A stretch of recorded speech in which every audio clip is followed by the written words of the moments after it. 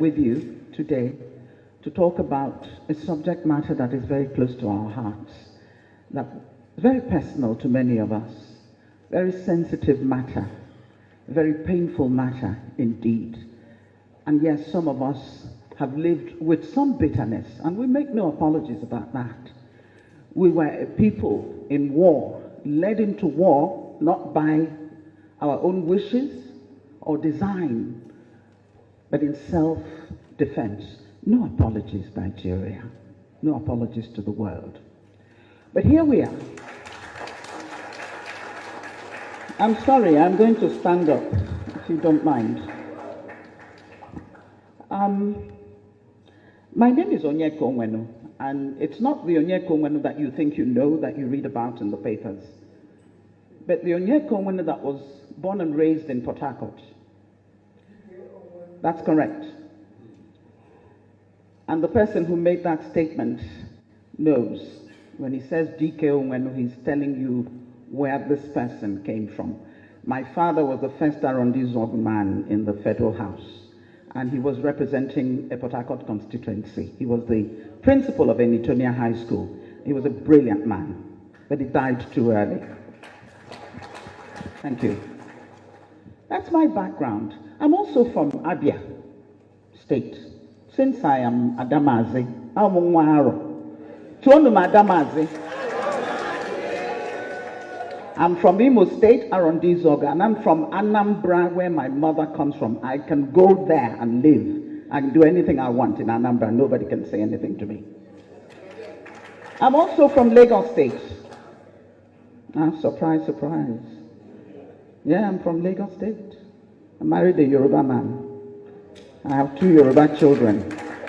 They only paid 5,000 naira as bride price, so we have a right to demand more money anytime. 5 minutes going.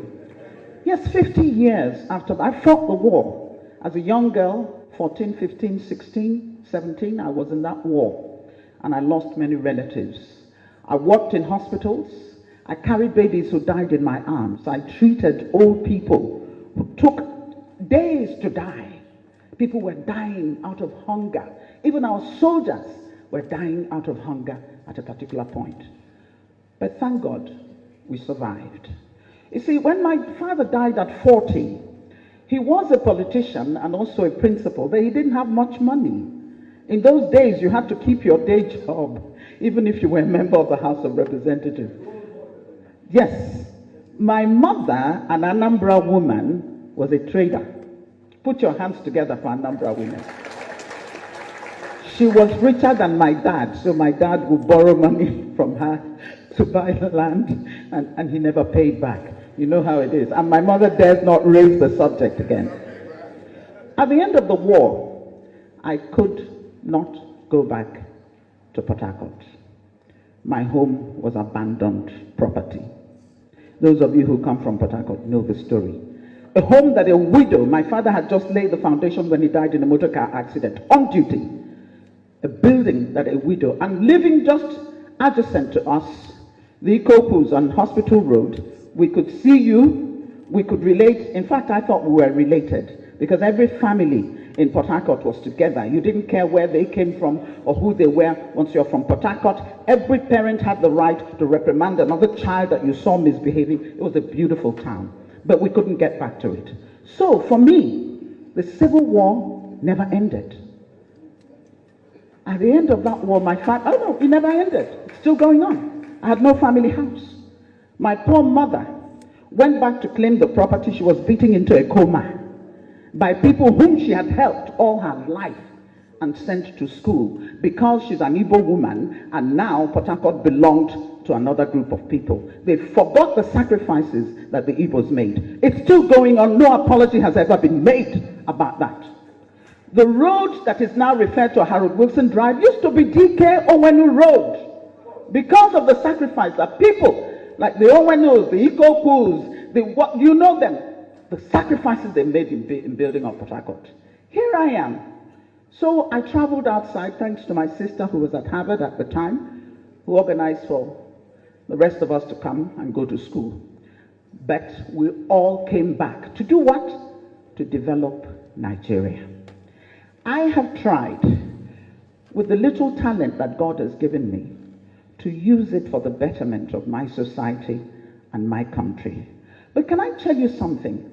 That if I were a Yoruba or Hausa woman, I would probably have had more patronage, I would have had more help and more support than I have got by my self-help effort to raise this country up. But I'm not asking anybody for anything. I put myself through school. My widowed mother did her best, but I was working 2 jobs in America to put myself through school. I didn't want to take Nigerian scholarship because they were giving it to everybody, those who deserved it and those who didn't. And many of them were not even in school. I put myself through school. Wellesley College and the New School for Social Research. I have no apologies to make to anybody. I am angry. I am angry at Nigeria. I'm angry at this government which seems to be letting us down. I am angry at us as a people. I am angry at my people in Ndibo. Because if they have refused you, why are you refusing yourself? Stop complaining and do it for yourself. We've always been able to do that. How did we build Imo Airport? Nobody built it. We spent how many years raising money? I know it was my equipment that was traveling all over the country for concerts. I gave free concerts to build Imo Airport. That's who we have been. And I remember in those days, Purana, Imo State Union, Purana, Zepsiobi, Dike Onwenu, Oputa, Ikoku, you name them, Abba Korana, that's it. No dispute. Everybody follows the line and gets done what needs to be done. Let me tell you about Ndibo. Ndibo are wonderful people. Let me tell you about Ndibo. Ndibo are resilient. Let me tell you about Ndibo. Ndibo are people with integrity, with conscience, with a feeling of humanity that they can reach out wherever they are and contribute something to that society and not care that they're not even from there. That's who we are. Do not categorize us as people who are uncouth. We don't know, we don't have unity amongst ourselves. You're kidding yourself. We love ourselves. But we also love our neighbors. You see, to love your neighbor, you have got to love yourself. That's what the good book says. Love your neighbor as yourself. So how are you going to love your neighbor if you don't know anything about self-love? I am a proud Igbo woman.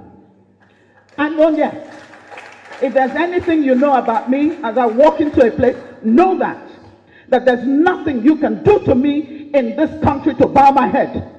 I will not do it. I am my father's daughter. I am my mother's daughter. As an Igbo person, I stand before you committed to the project called Nigeria. But at the same time, you talk about never again.